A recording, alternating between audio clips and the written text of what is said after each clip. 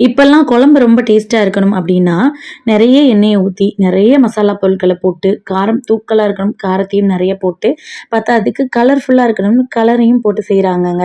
ஆனா, இத்தன சேர்த்து செஞ்சாலும் அந்த குழம்பு ஆவரேஜா தான் இருக்கும். நான் சொல்ற குழம்போட கம்பேர் பண்ணையில.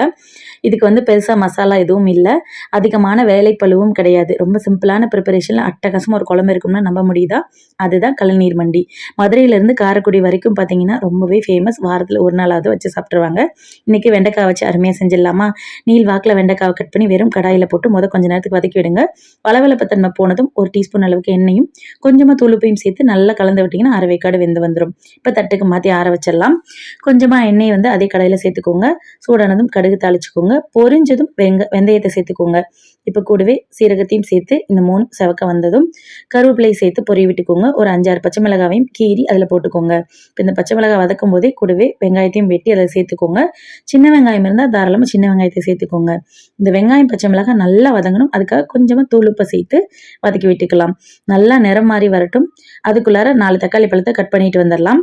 பழுத்த தக்காளி இல்ல அப்படின்னா, நான் அரைக்கிற மாரி அரைச்சு எடுத்துட்டு வந்துருங்க. நான் நல்லா மையா அரைச்சு எடுத்துட்டு வந்தேன். 4 தக்காளி பழ பேஸ்ட்டையும் இது கூட சேர்த்துக்கிறேன்.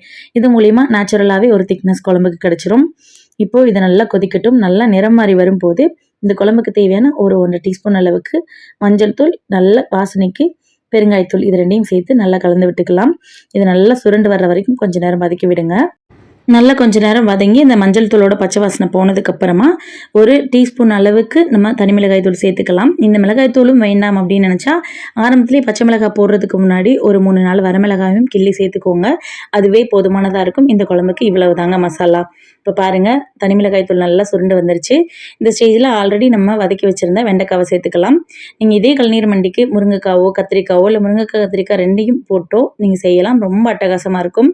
பாருங்கள் ஒரு 1 நிமிஷம் போல் இந்த காயை போட்டு நல்லா கலந்து விட்டதுக்கப்புறமா குழம்புக்கு தேவையான உப்பை இந்த ஸ்டேஜில் சேர்த்துக்கலாம்.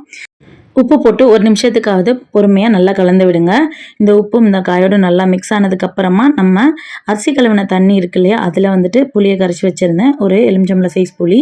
ஸோ இப்போ அதை வந்து கரைச்சி இதில் நல்லா சேர்த்துக்கலாம். சேர்த்துட்டு தாராளமாக தண்ணி விட்டுக்கோங்க.